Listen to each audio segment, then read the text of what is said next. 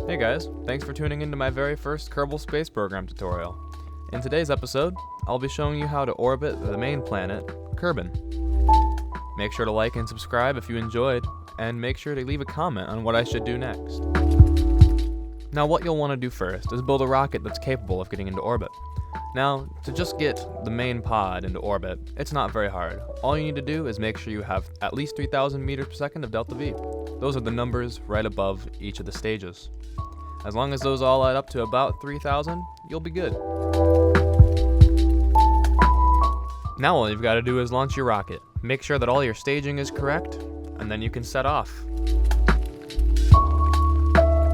Now once you're getting off the ground, you're going to want to start turning toward the right, which is the west. This is because it will help you to ease into orbit much better, and be much more efficient than going straight up and then turning into your orbit. You can really see me doing it right here, where I'm starting to turn right with just a little bit of thrust to be as efficient as possible. Now once you're all set up, you'll want to go into map view and check how high your apoapsis is. This is your highest point above the ground. You want this to be 70,000 meters or higher, because that's how far Kerbal's atmosphere extends. Now all you've got to do is wait until you can approach your apoapsis. In the meantime, you can start to turn your rocket toward the west, so that you're right on the horizon, so that once you get to your apoapsis, you can give it full thrust and start your orbit. Once you begin to approach your apoapsis, give it full throttle and start to extend your orbit just like this. Try to keep your rocket marker as close to the apoapsis marker as you can. The closer you can keep it, the better your orbit will end up being. You can adjust this by giving it pitch up or down, right above or below the horizon, to move the apoapsis around. If you do everything right, eventually what's called the periapsis will appear. And then your periapsis and apoapsis will swap places, giving you a perfect orbit.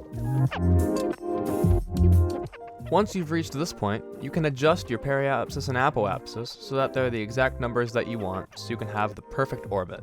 You can do this by pointing your rocket in the prograde or retrograde direction and burning until you get to the point where you like it. Make sure that when you're adjusting the apoapsis, you are closest to the periapsis as possible, and vice versa. Eventually, with a little bit of patience, you'll have a perfect orbit just like this one. Now all that's left to do is deorbit your craft.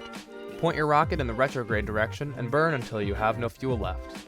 This is to make sure that you can have as little speed as possible going into the atmosphere, and make sure you don't burn up when you're coming back down.